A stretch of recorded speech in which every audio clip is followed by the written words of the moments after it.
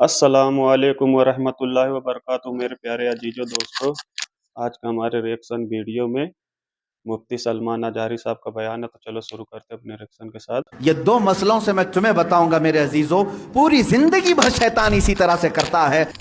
पहला वाला जो मसला है पेशाब के कतरे का, पहली मर्तबा ऐसा कभी हुआ है तो जाओ धुल लो। एक बार ऐसा हुआ कि पेशाब का कतरा टपका है या लग रहा है, जाओ धुल के आ जाओ। फिर एक मर्तबा ऐसा हुआ है कि वजू करने बैठा हूं, ऐसा लगा कि पेशाब का कतरा टपक गया, जाओ धुल के आओ और उतना हिस्सा जहां कपड़े में लगा उसको भी धुल लो। तीसरी मर्तबा भी ऐसा हुआ है, धुल लो। अब उसके बाद शरीयत कहती है अब नहीं जाना इसके बाद। अब वजू के लिए अगर बैठोगे, तुम्हें लग रहा है कि पेशाब के कतरे टपक रहे हैं, टपकने दो। तुम पानी ले लो एक चुल्लू में और उस जगह पर छिड़क दो पानी वहां पर उस कपड़े के ऊपर छिड़क दो। क्यों?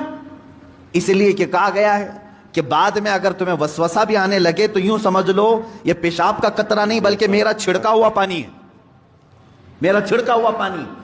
अच्छा, ऐसा क्यों कराया गया? शक तो हो रहा है। सुने, फुकाए कराम ने फरमाया, ऐ बंदे, तुझे इबादत अल्लाह की करनी है। किसकी करनी है? अल्लाह को राजी करना है।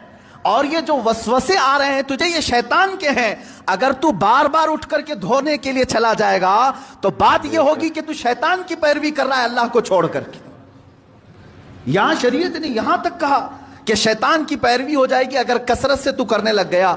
जब शैतान वसवसा डाला उठ गए, जब शैतान शक डाला फिर उठ गए।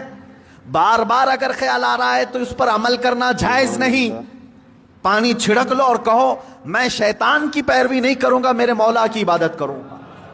दूसरा मसला नमाज का, कि जिसमें अगर 3 में 4 में शक हो, एक बार हो गया तो चलो दोहरा लो, 2 बार हो गया तो चलो ठीक है, जितना यकीन है उसके आगे की रकातें पढ़ लो।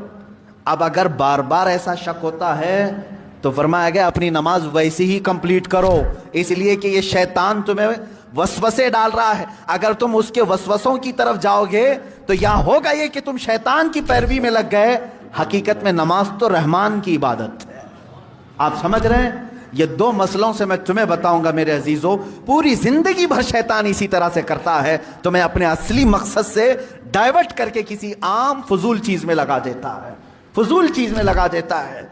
इसीलिए अब जैसे किसी ने अपने पूरे घर की फिक्र में, अपनी जायदाद की फिक्र में पूरी जिंदगी खत्म कर दी। मेरे प्यारे इस्लामी भाइयों, हमारे वीडियो को लाइक कर दिया करें, चैनल को सब्सक्राइब करें और कमेंट में माशाअल्लाह जरूर लिखा करें।